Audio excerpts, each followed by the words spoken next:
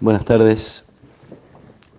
Nos acercamos una vez más a la palabra de Dios, compartimos nuestra oración, seguimos con la lectura del capítulo 9 del Evangelio según San Mateo. Se acercaron los discípulos de Juan Bautista y le dijeron: ¿Por qué tus discípulos no ayunan como lo hacemos nosotros y los fariseos? Jesús les respondió: ¿acaso los amigos del esposo pueden estar tristes mientras el esposo está con ellos? Llegará el momento en que el esposo les será quitado y entonces ayunarán. Nadie usa un pedazo de género nuevo para remendar un vestido viejo, porque el pedazo añadido tira del vestido y la rotura se hace más grande. Tampoco se pone vino nuevo en odres viejos, porque los odres revientan, el vino se derrama y los odres se pierden.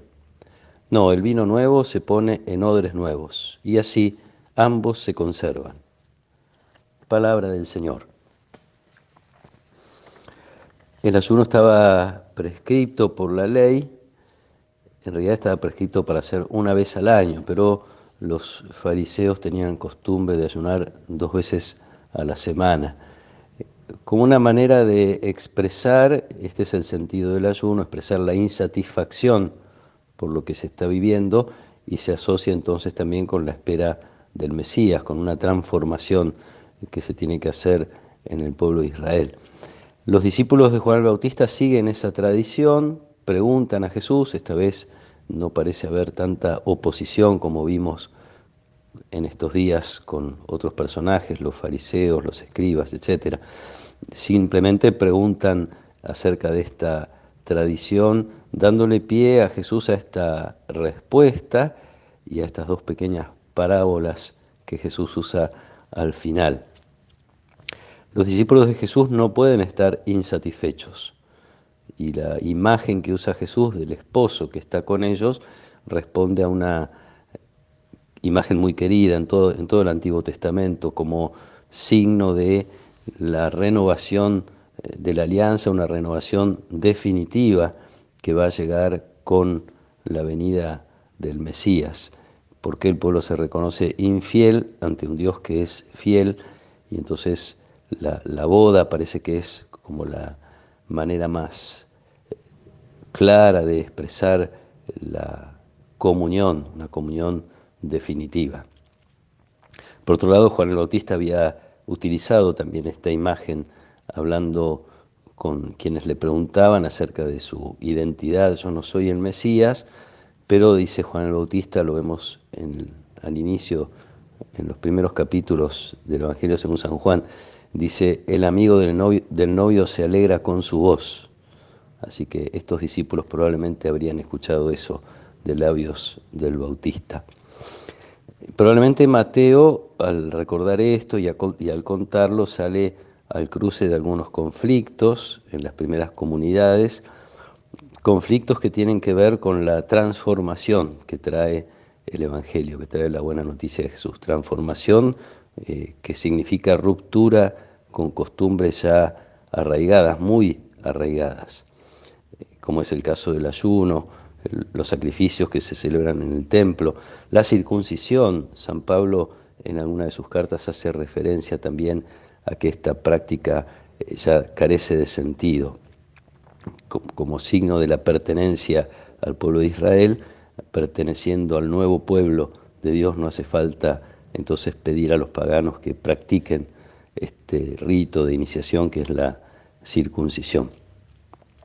En definitiva, se trata de leyes que se cumplen y probablemente sin atender al sentido más profundo, algo que Jesús en otras oportunidades también hace ver: el cumplimiento de las normas por el cumplimiento mismo, sin espíritu, sin una razón profunda.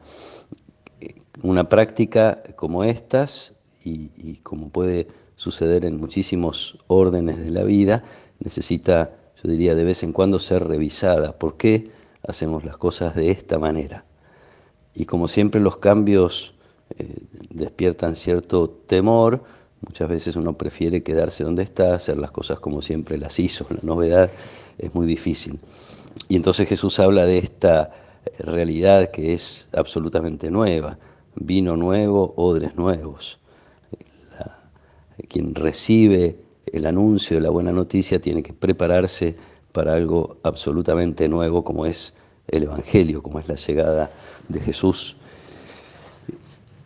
Algo que sigue siendo una necesidad, reconocer, y en la iglesia en particular, en Buenos Aires, hace varios años que se habla de revisar, y la frase acuñada fue las estructuras caducas, modos de hacer, modos de vivir que ya no son capaces de responder a una realidad cambiante como la que nos toca vivir, en tiempos de profundos cambios, donde la novedad del Evangelio sigue vigente, donde lo esencial del Evangelio permanece, pero donde hay que hacer algunos cambios en función de que el anuncio sea más efectivo y más claro. En otros órdenes de la vida nos puede pasar lo mismo, descubrir, necesitamos muchas veces reconocer cuál es el origen, el sentido de las cosas que hacemos y pensar si no es hora de renovar algunas actitudes, algunos modos de vivir nuestros vínculos, algunos modos también incluso de vivir nuestra fe. Un desafío lindo que a la vez revela la actualidad del Evangelio y la posibilidad de que éste sea motor de cambios, de renovación, de nuevas maneras de reconocer la presencia de Dios y nuevas maneras también de anunciarlo.